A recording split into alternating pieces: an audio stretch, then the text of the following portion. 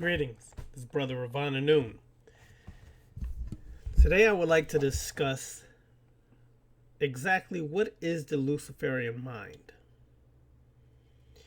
I'm sure you've heard myself, Brother Rogue Titan, and other brothers mention this in their videos, or their discussions, or lectures, or radio shows. But what exactly is the Luciferian mind? Well, I'll be coming from a short excerpt from the book Luciferianism, Alter Ego by Richard K. Page, a very informative book on Luciferianism. He is more of a Gnostic Luciferian. As a Luciferian, we study and apply all aspects of what it is to be a Luciferian. By Luciferian mind, in my opinion of it, it means that you believe nothing is fact, nothing is impossible, and nothing is true. But some things are outright lies and false. Now, this does not mean that you do not believe in anything. Only that what you believe is your subjective belief, your own subjective belief. And all that you believe is true is open for review and change.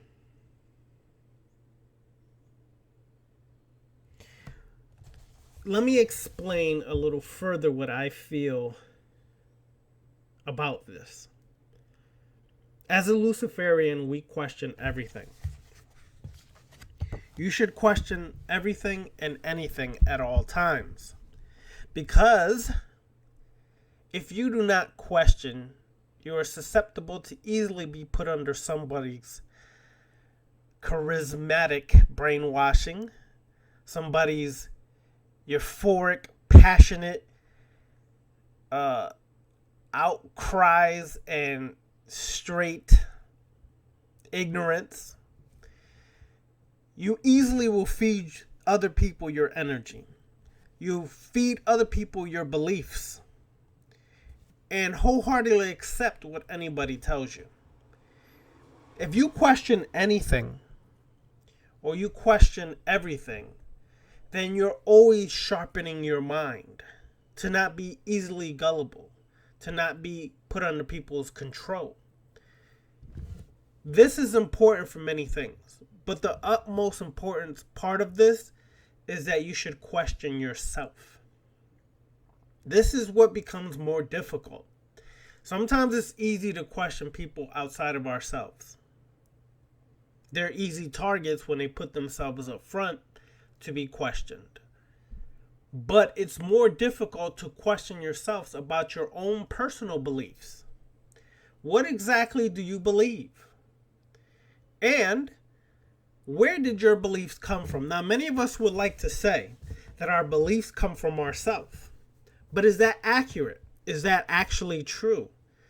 Partially, but at the same time, some of the belief that we have as individuals was put in there from our families when we were being raised by our parents.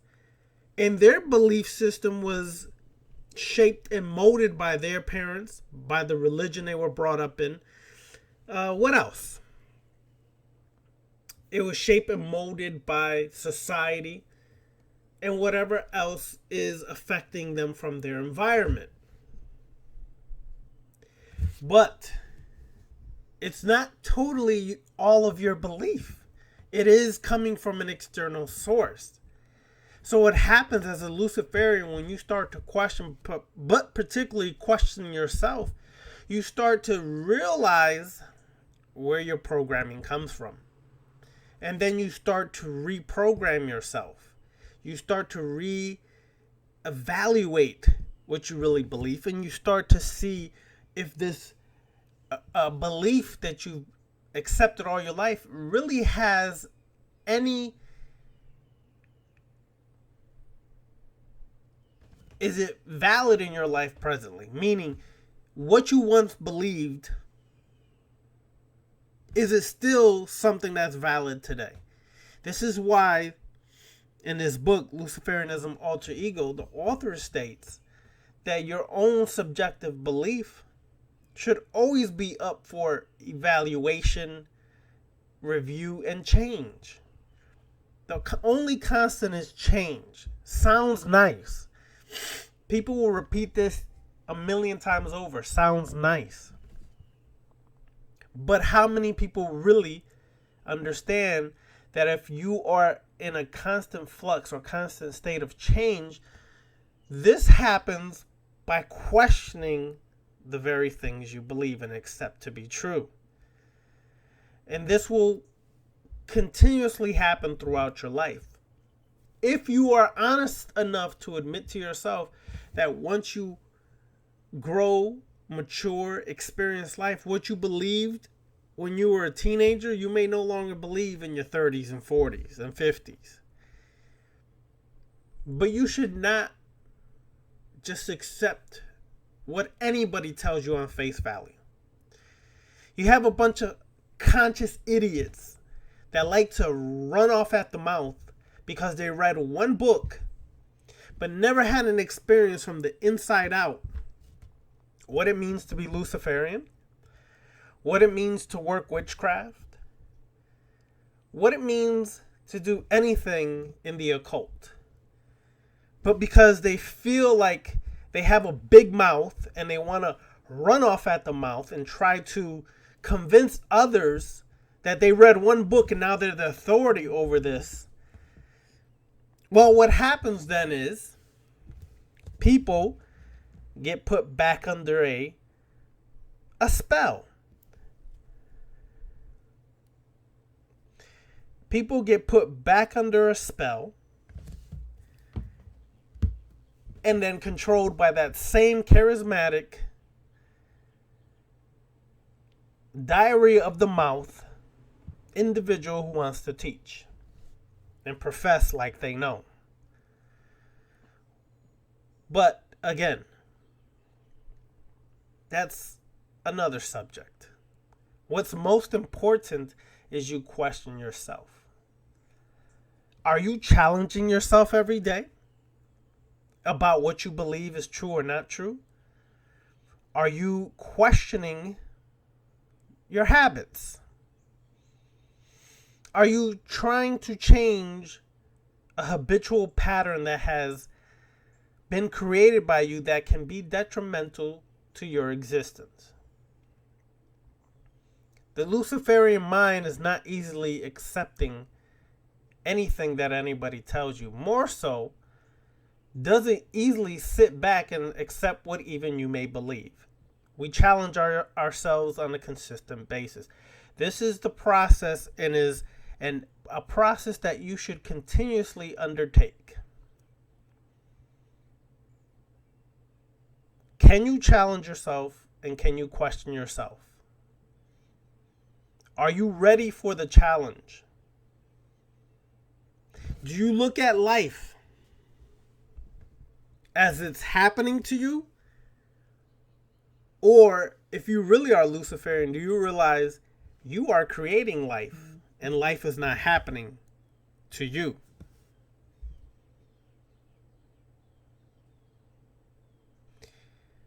So think about this. Are you creating life or is life affecting you? Meaning, are you a master, a creator over life?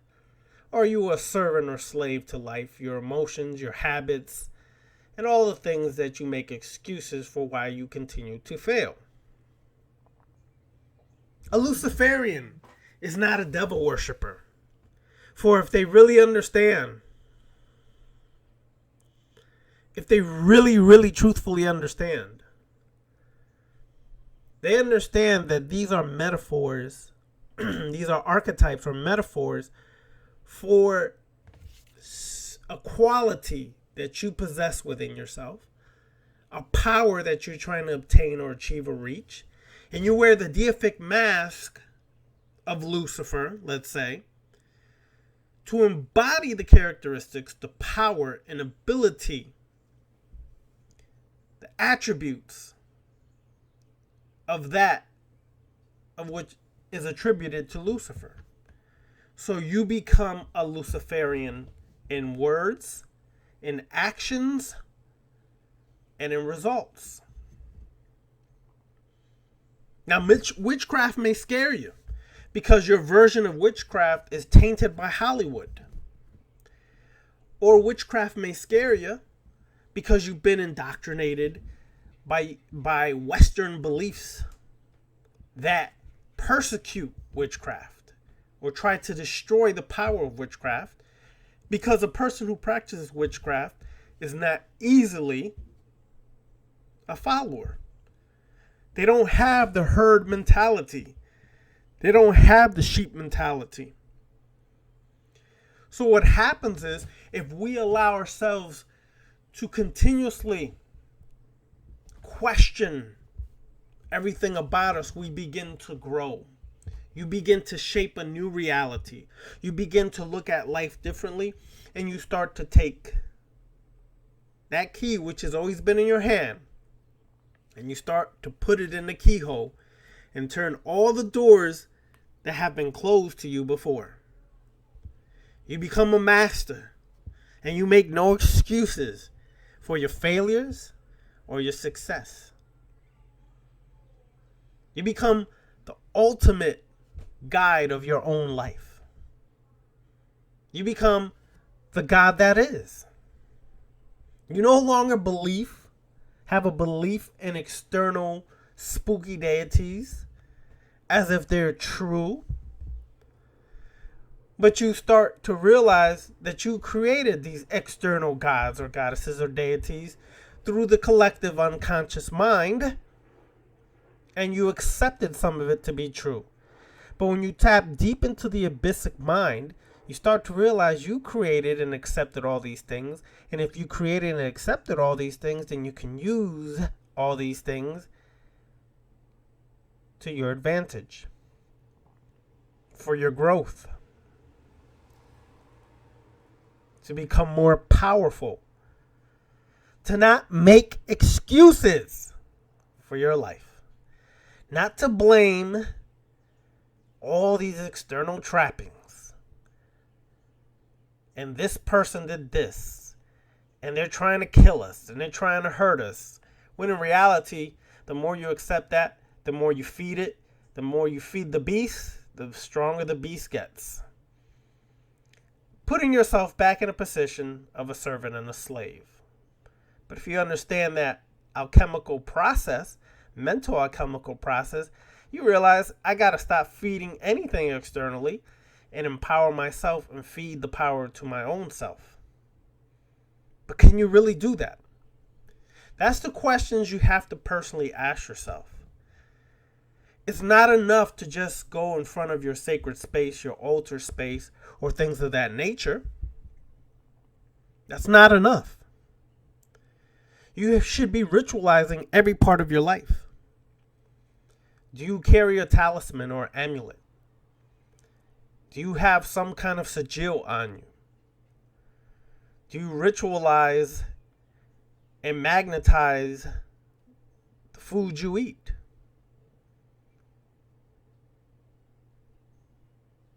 Is there some part of you that carries some kind of magnetic frequency, some kind of symbol in your everyday process?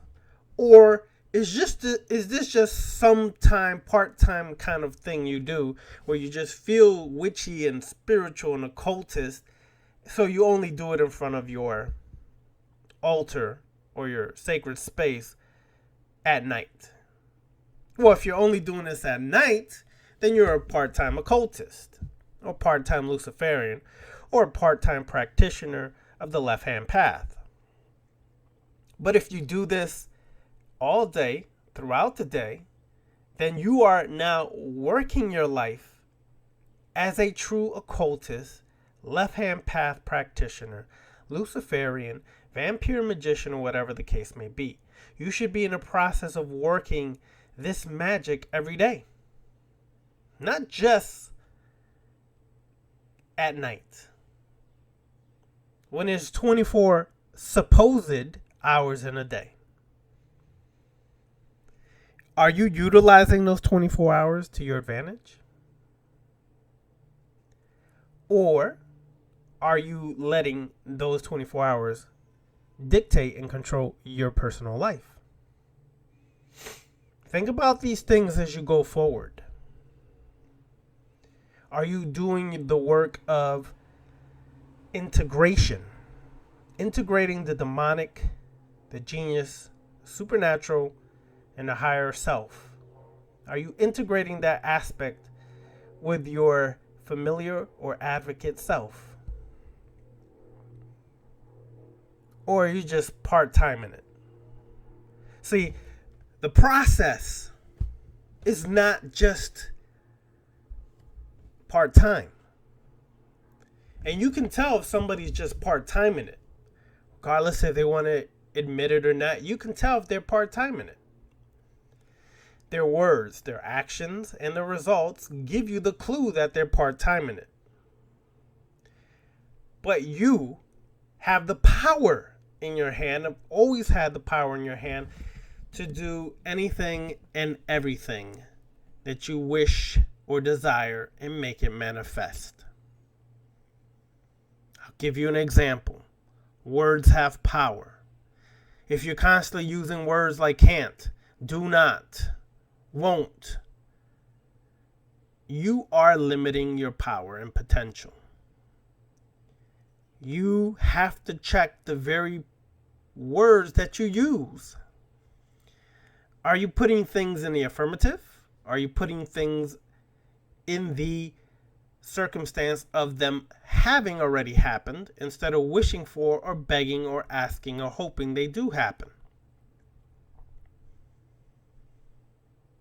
Or are you just dressing the part? Oh, there's a lot of people on the left-hand path. There's a lot of people on the right-hand path. There's a lot of people, especially people on the conscious so-called community path, that dress the part.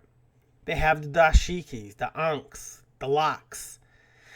They got the oils. They got the chew sticks. They got the look down packed. But when you examine their life,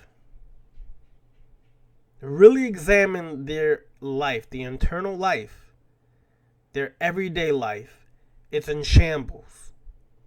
It's falling apart. They can't pay their bills. They can't do this or that. And do not make an excuse that that's all someone else's society or someone else's way of existence. You in this life. So stop making an excuse to be poor, broke, and a sorry excuse for existence. See, a Luciferian will never make an excuse and be broke. Because we understand that the physical life is just as important as the spiritual life.